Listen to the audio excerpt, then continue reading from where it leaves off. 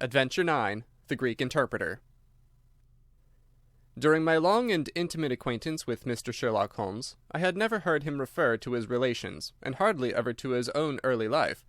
This reticence upon his part had increased the somewhat inhuman effect which he produced upon me, until sometimes I found myself regarding him as an isolated phenomenon, a brain without a heart, as deficient in human sympathy as he was preeminent in intelligence.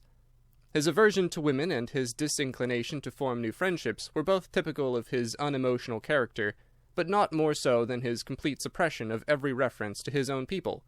I had come to believe that he was an orphan with no relatives living, but one day, to my very great surprise, he began to talk to me about his brother.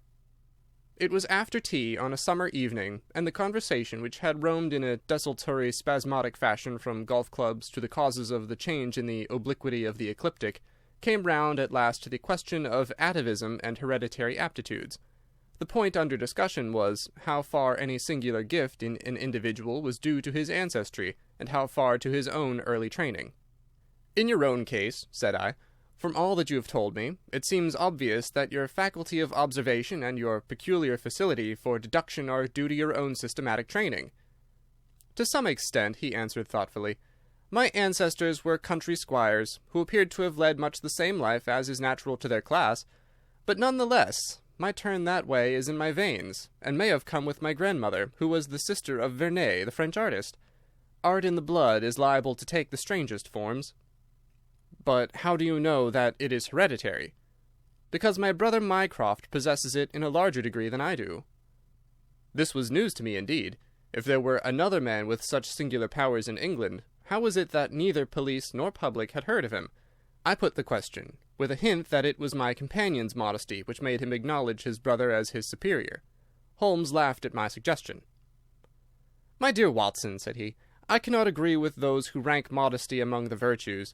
To the logician all things should be seen exactly as they are, and to underestimate one's self is as much a departure from truth as to exaggerate one's own powers. When I say, therefore, that Mycroft has better powers of observation than I, you may take it that I am speaking the exact and literal truth." "Is he your junior?" 7 years my senior." "How comes it that he is unknown?" "Oh, he is very well known in his own circle." "Where, then?" "Well, in the Diogenes Club, for example." I'd never heard of the institution, and my face must have proclaimed as much, for Sherlock Holmes pulled out his watch. "The Diogenes Club is the queerest club in London, and Mycroft one of the queerest men.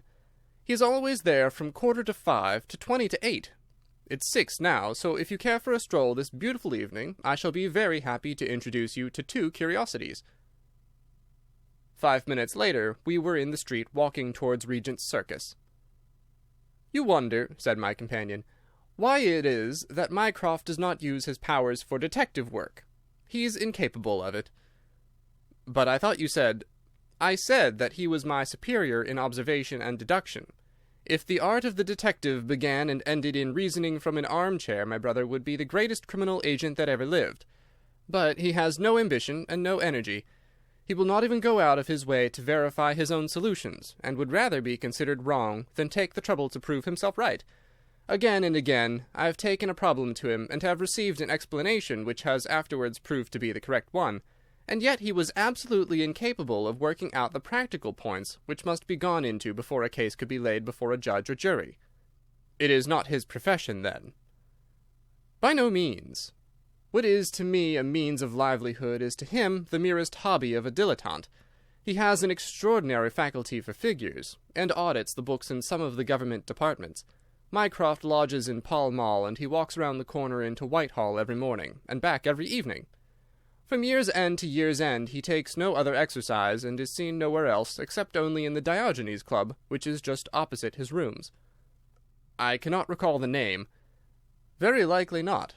There are many men in London, you know, who, some from shyness, some from misanthropy, have no wish for the company of their fellows.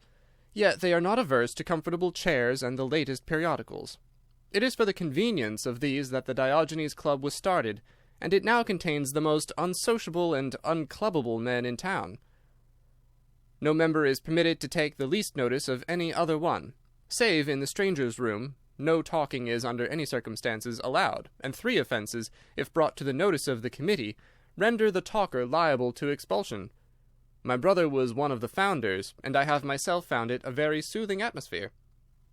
We had reached Pall Mall as we talked, and were walking down it from the St. James's end. Sherlock Holmes stopped at a door some little distance from the Carlton, and cautioning me not to speak, he led the way into the hall. Through the glass panelling I caught a glimpse of a large and luxurious room, in which a considerable number of men were sitting about and reading papers, each in his own little nook. Holmes showed me into a small chamber which looked out into Pall Mall, and then, leaving me for a minute, he came back with a companion whom I knew could only be his brother. Mycroft Holmes was a much larger and stouter man than Sherlock. His body was absolutely corpulent, but his face, though massive, had preserved something of the sharpness of expression which was so remarkable in that of his brother. His eyes, which were of a peculiarly light, watery grey, seemed to always retain that far-away, introspective look, which I had only observed in Sherlock's, when he was exerting his full powers. "I'm glad to meet you, sir," said he, putting out a broad, fat hand like the flipper of a seal. "I hear of Sherlock everywhere since you became his chronicler. By the way, Sherlock, I expected to see you round last week to consult me over that Manor House case. I thought you might be a little out of your depth." "No, I solved it," said my friend, smiling. "It was Adams, of course." "Yes, it was Adams. I was sure of it from the first." The two sat down together in the bow window of the club. "To anyone who wishes to study mankind, this is the spot," said Mycroft. "Look at the magnificent types. Look at these 2 men who are coming toward us, for example." "The billiard marker and the other?" "Precisely. What do you make of the other?" The 2 men had stopped opposite the window. Some chalk marks over the waistcoat pocket were the only signs of billiards which I could see in one of them. The other was a very small, dark fellow, with his hat pushed back and several packages under his arm. "An old soldier, I perceive," said Sherlock. "And very recently discharged," remarked the brother. "Served in India, I see." "And a non-commissioned officer." "Royal Artillery, I fancy," said Sherlock. "And a widower." "But with a child." "Children, my dear boy, children." "Come," said I, laughing, "this is a little too much." "Surely," answered Holmes, "it is not hard to say that a man with that bearing, expression of authority, and sun-baked skin, is a soldier, is more than a private, and is not long from India. That he has not left the service long is shown by his still wearing his ammunition boots, as they are called," observed Mycroft.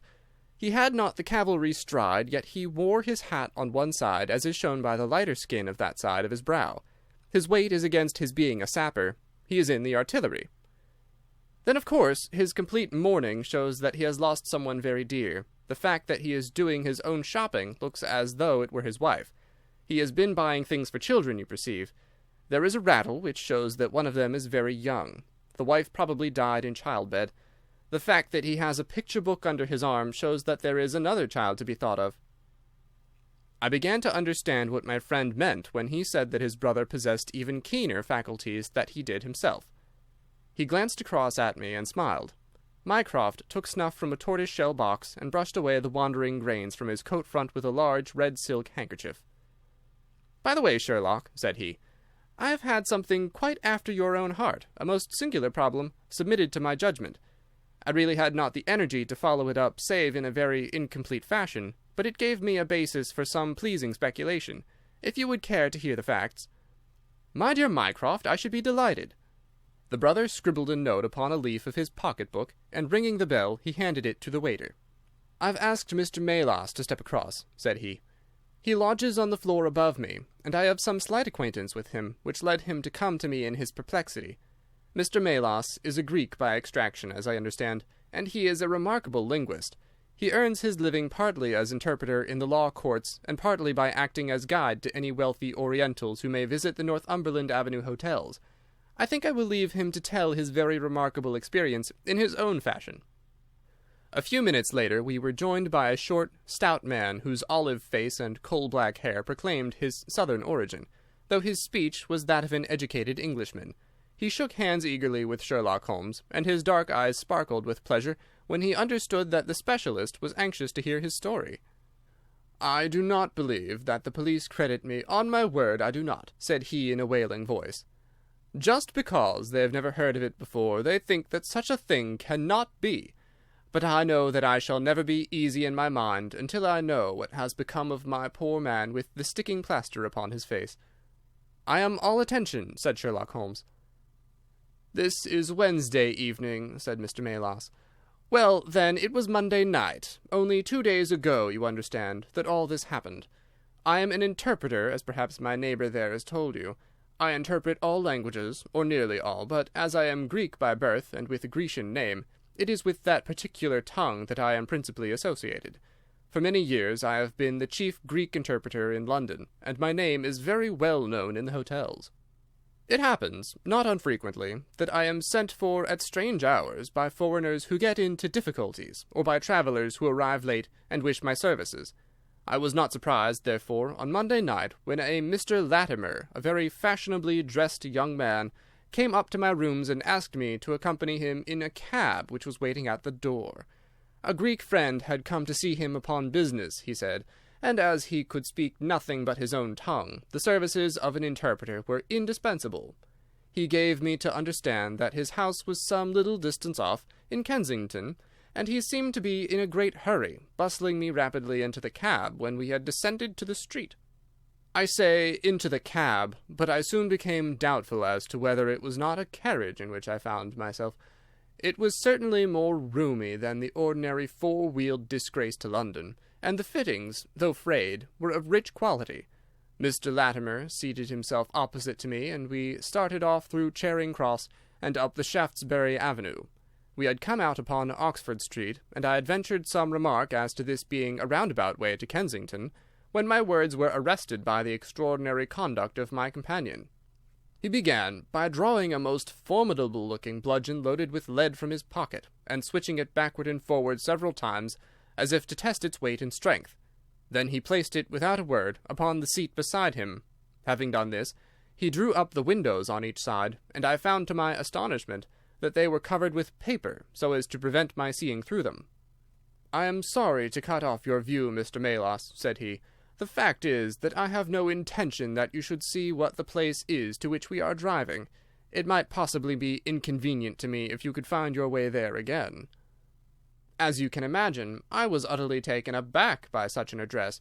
My companion was a powerful, broad-shouldered young fellow, and apart from the weapon, I should not have had the slightest chance in a struggle with him. "This is very extraordinary conduct, Mr. Latimer," I stammered. "You must be aware that what you are doing is quite illegal." "It is somewhat of a liberty, no doubt," said he, "but we'll make it up to you. I must warn you, however, Mr. Melas, that if at any time tonight you attempt to raise an alarm or do anything which is against my interests, you will find it a very serious thing. I beg you to remember that no one knows where you are, and that whether you are in this carriage or in my house you are equally in my power." His words were quiet, but he had a rasping way of saying them which was very menacing. I sat in silence, wondering what on earth could be his reason for kidnapping me in this extraordinary fashion. Whatever it might be, it was perfectly clear that there was no possible use in my resisting, and that I could only wait to see what might befall. For nearly 2 hours we drove without my having the least clue as to where we were going. Sometimes the rattle of the stones told of a paved causeway, and at others our smooth, silent course suggested asphalt. But save by this variation in sound, there was nothing at all which could in the remotest way help me to form a guess as to where we were. The paper over each window was impenetrable to light, and a blue curtain was drawn across the glass work in front. It was 7:15 when we left Pall Mall, and my watch showed me that it was 10 minutes to 9 when at last we came to a standstill. My companion let down the window, and I caught a glimpse of a low, arched doorway with a lamp burning above it. As I was hurried from the carriage, it swung open, and I found myself inside the house, with a vague impression of a lawn and trees on each side of me as I entered.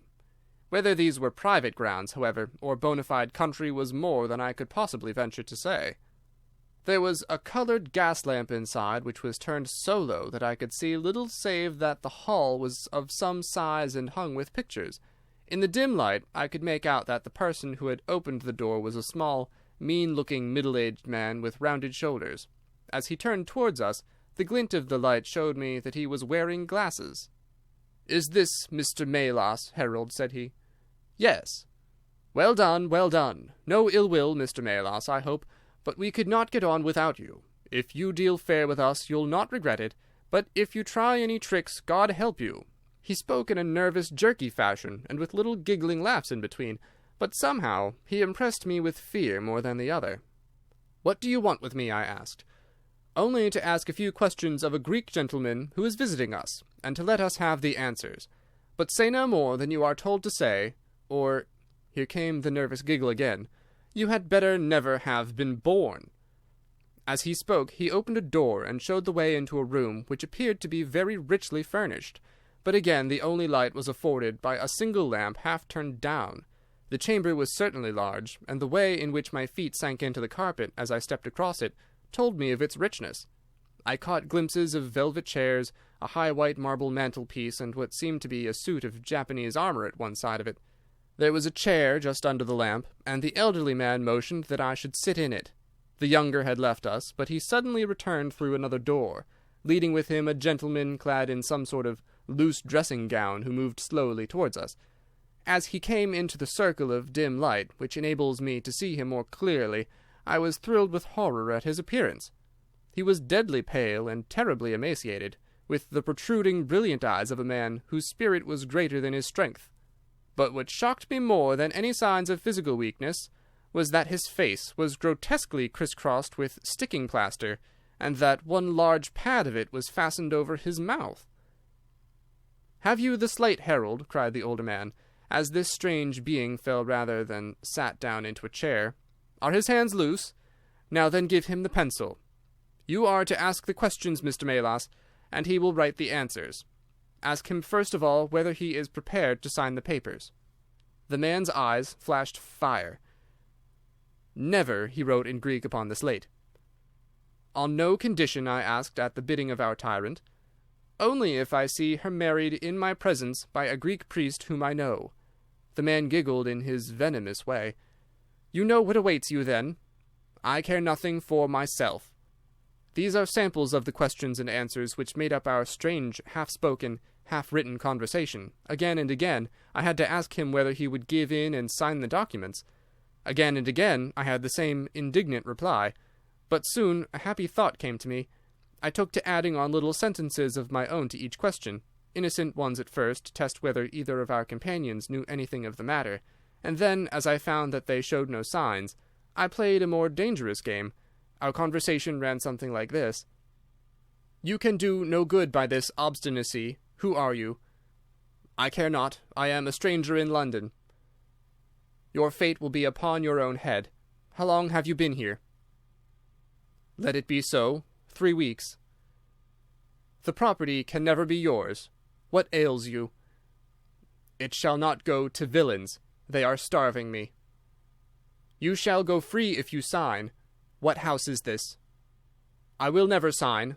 I do not know." "You are not doing her any service. What is your name?" "Let me hear her say so. Cratides." "You shall see her if you sign. Where are you from?" "Then I shall never see her. Athens." Another 5 minutes, Mr. Holmes, and I should have wormed out the whole story under their very noses. My very next question might have cleared the matter up, but at that instant the door opened, and a woman stepped into the room. I could not see her clearly enough to know more than that she was tall and graceful, with black hair, and clad in some sort of loose white gown. "Harold," said she, speaking English with a broken accent, "I could not stay away longer. It is so lonely up there with only— Oh, my God, it is Paul!" These last words were in Greek, and at the same instant the man, with a convulsive effort, tore the plaster from his lips, and screaming out, "Sophie! Sophie!" rushed into the woman's arms.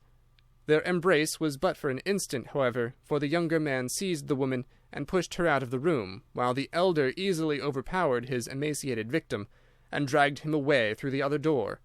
For a moment I was left alone in the room, and I sprang to my feet with some vague idea that I might in some way get a clue to what this house was in which I found myself. Fortunately, however, I took no steps, for looking up I saw that the older man was standing in the doorway with his eyes fixed upon me. "That will do, Mr. Melas," said he. You perceive that we have taken you into our confidence over some very private business. We should not have troubled you, only that our friend who speaks Greek and who began these negotiations has been forced to return to the East. It was quite necessary for us to find someone to take his place, and we were fortunate in hearing of your powers." I bowed. "There are 5 sovereigns here," said he, walking up to me, "which will, I hope, be a sufficient fee. But remember," he added, tapping me lightly on the chest and giggling, "if you speak to a human soul about this, one human soul, mind, well, may God have mercy upon your soul." I cannot tell you the loathing and horror with which this insignificant-looking man inspired me. I could see him better now as the lamplight shone upon him. His features were peaky and sallow, and his little pointed beard was thready and ill-nourished. He pushed his face forward as he spoke, and his lips and eyelids were continually twitching like a man with St. Vitus's dance. I could not help thinking that his strange, catchy little laugh was also a symptom of some nervous malady. The terror of his face lay in his eyes, however, steel-grey and glistening coldly, with a malignant, inexorable cruelty in their depths. "We shall know if you speak of this," said he. "We have our own means of information. Now you will find the carriage waiting, and my friend will see you on your way." I was hurried through the hall and into the vehicle again, obtaining that momentary glimpse of trees and a garden. Mr. Latimer followed closely at my heels, and took his place opposite to me without a word. In silence we again drove for an interminable distance, with the windows raised, until at last, just after midnight, the carriage pulled up. "You will get down here, Mr. Melas," said my companion. "I'm sorry to leave you so far from your house, but there is no alternative. Any attempt upon your part to follow the carriage can only end in injury to yourself." He opened the door as he spoke, and I had hardly time to spring out when the coachman lashed the horse and the carriage rattled away. I looked around me in astonishment. I was on some sort of a heathy common mottled over with dark clumps of furze bushes. Far away stretched a line of houses with a light here and there in the upper windows. On the other side I saw the red signal lamps of a railway.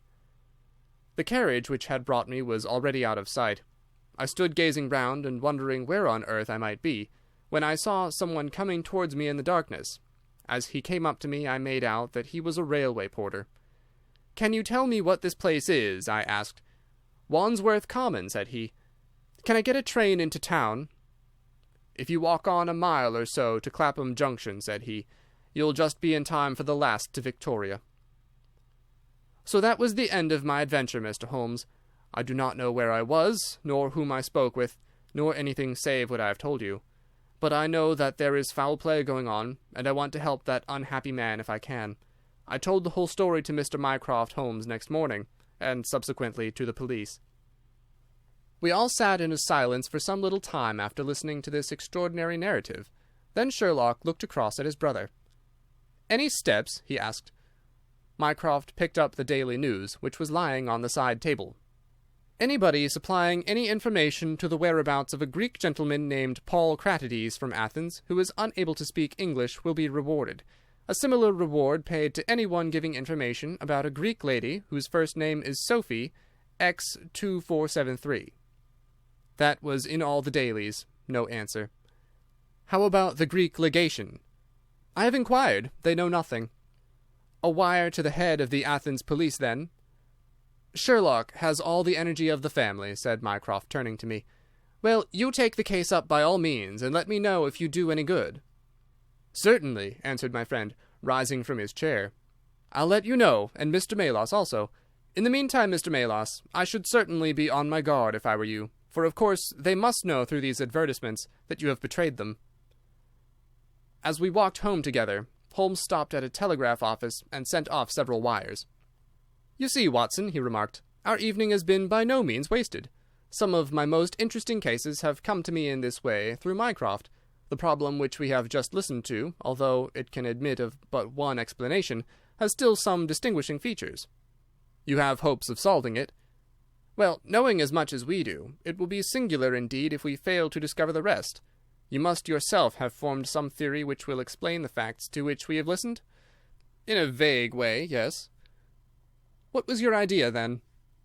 "It seemed to me to be obvious that this Greek girl had been carried off by the young Englishman named Harold Latimer."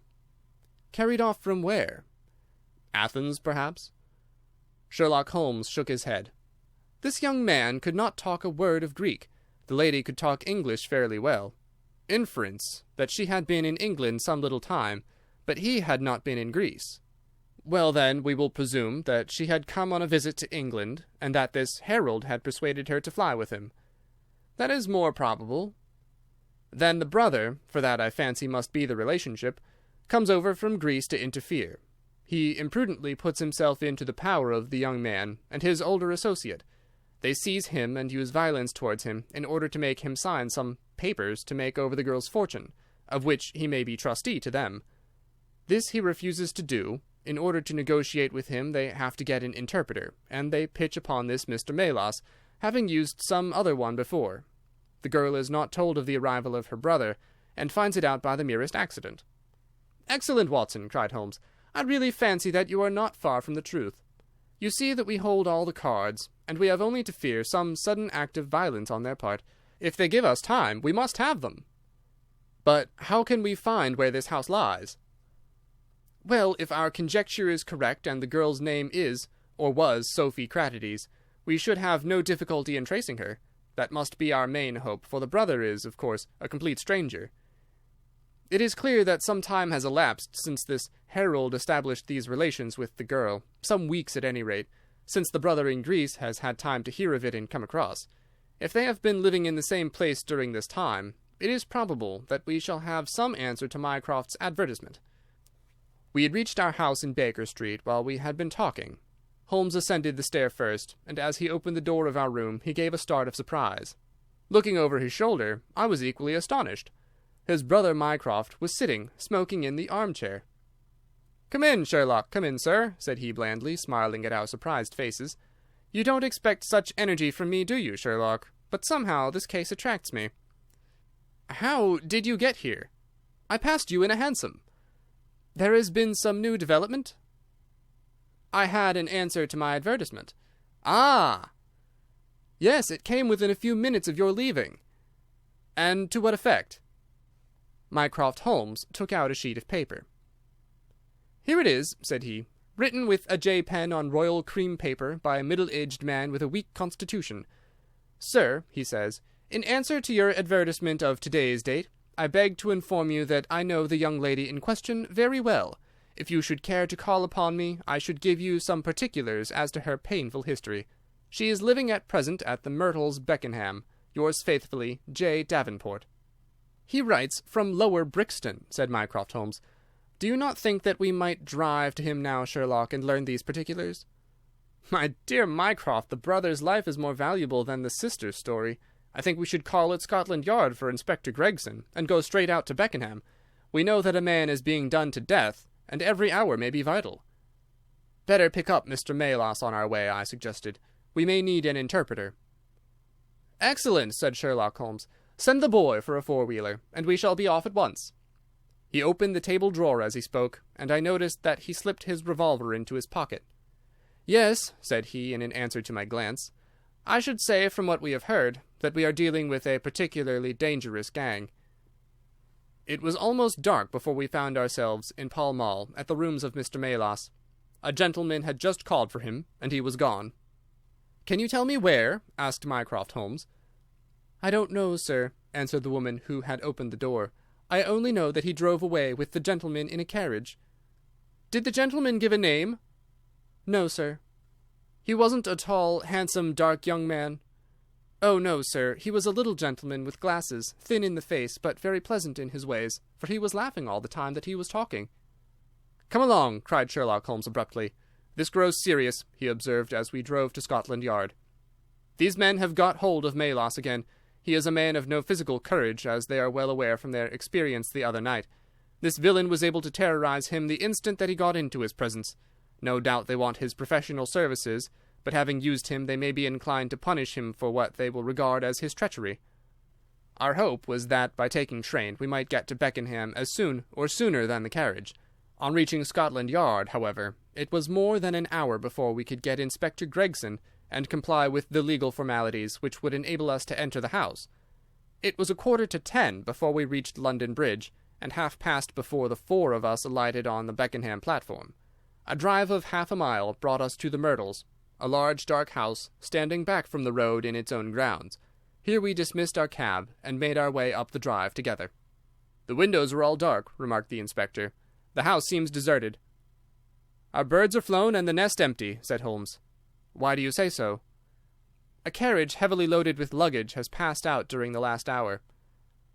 The inspector laughed. "I saw the wheel tracks in the light of the gate lamp, but where does the luggage come in?"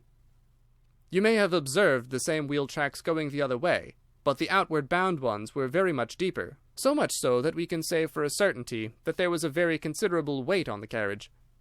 "You get a trifle beyond me there," said the inspector, shrugging his shoulder. "It will not be an easy door to force, but we will try if we cannot make someone hear us." He hammered loudly at the knocker and pulled at the bell, but without any success. Holmes had slipped away, but he came back in a few minutes. "I have a window open," said he. "It is a mercy that you are on the side of the force and not against it, Mr. Holmes," remarked the inspector, as he noted the clever way in which my friend had forced back the catch. "Well, I think that under the circumstances we may enter without an invitation." One after the other we made our way into a large apartment, which was evidently that in which Mr. Melas had found himself. The inspector had lit his lantern, and by its light we could see the two doors, the curtain, the lamp, and the suit of Japanese mail as he had described them. On the table lay 2 glasses, an empty brandy bottle, and the remains of a meal. "What is that?" asked Holmes suddenly. We all stood and listened. A low, moaning sound was coming from somewhere over our heads. Holmes rushed to the door and out into the hall. The dismal noise came from upstairs. He dashed up, the inspector and I at his heels, while his brother Mycroft followed as quickly as his great bulk would permit. 3 doors faced up upon the second floor, and it was from the central of these that the sinister sounds were issuing, sinking sometimes into a dull mumble, and rising again into a shrill whine. It was locked, but the key had been left on the outside. Holmes flung open the door and rushed in, but he was out again in an instant with his hand to his throat. "It's charcoal," he cried. "Give it time, it will clear." Peering in, we could see that the only light in the room came from a dull blue flame which flickered from a small brass tripod in the centre. It threw a livid, unnatural circle upon the floor, while in the shadows beyond we saw the vague loom of 2 figures, which crouched against the wall. From the open door there reeked a horrible poisonous exhalation which set us gasping and coughing. Holmes rushed to the top of the stairs to draw in the fresh air, and then, dashing into the room, he threw up the window and hurled the brazen tripod out into the garden. "We can enter in a minute," he gasped, darting out again. "Where is a candle? I doubt if we could strike a match in that atmosphere. Hold the light at the door, and we shall get them out, Mycroft, now." With a rush we got to the poisoned men and dragged them out into the well-lit hall. Both of them were blue-lipped and insensible, with swollen, congested faces and protruding eyes. Indeed, so distorted were their features, that save for his black beard and stout figure, we might have failed to recognize in one of them the Greek interpreter, who had parted from us only a few hours before at the Diogenes Club. His hands and feet were securely strapped together, and he bore over one eye the marks of a violent blow. The other, who was secured in a similar fashion, was a tall man in the last stage of emaciation, with several strips of sticking plaster arranged in a grotesque pattern over his face. He had ceased to moan as we laid him down, and a glance showed me that for him, at least, our aid had come too late. Mr. Melas, however, still lived, and in less than an hour, with the aid of ammonia and brandy, I had the satisfaction of seeing him open his eyes, and of knowing that my hand had drawn him back from that dark valley in which all paths meet. It was a simple story which he had to tell, and one which did but confirm our own deductions.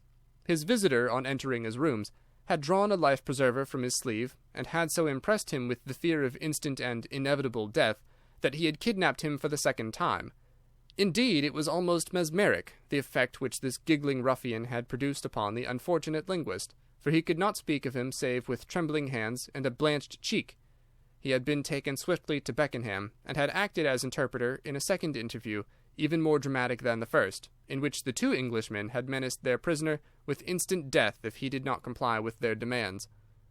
Finally, finding him proof against every threat, they had hurled him back into his prison, and after reproaching Melas with his treachery, which appeared from the newspaper advertisement, they had stunned him with a blow from a stick, and he remembered nothing more until he found us bending over him.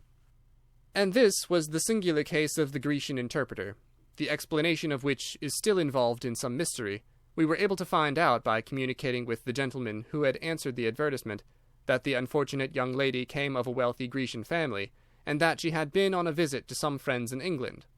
While there, she had met a young man named Harold Latimer, who had acquired an ascendancy over her, and had eventually persuaded her to fly with him.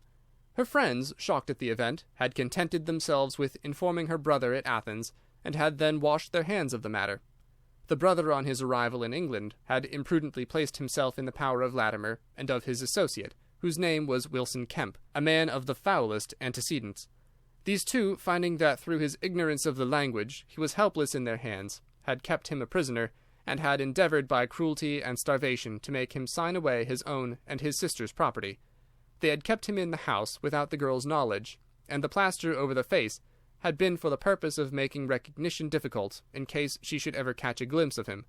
Her feminine perception, however, had instantly seen through the disguise when, on the occasion of the interpreter's visit, she had seen him for the first time. The poor girl, however, was herself a prisoner, for there was no one about the house except the man who acted as coachman, and his wife, both of whom were tools of the conspirators. Finding that their secret was out, and that their prisoner was not to be coerced, the two villains with the girl had fled away at a few hours' notice from the furnished house which they had hired, having first, as they thought, taken vengeance both upon the man who had defied and the one who had betrayed them. Months afterwards, a curious newspaper cutting reached us from Budapest. It told how two Englishmen, who had been travelling with a woman, had met with a tragic end. They had each been stabbed, it seems, and the Hungarian police were of opinion that they had quarrelled and had inflicted mortal injuries upon each other. Holmes, however, is, I fancy, of a different way of thinking, and holds to this day that if one could find the Grecian girl, one might learn how the wrongs of herself and her brother came to be avenged.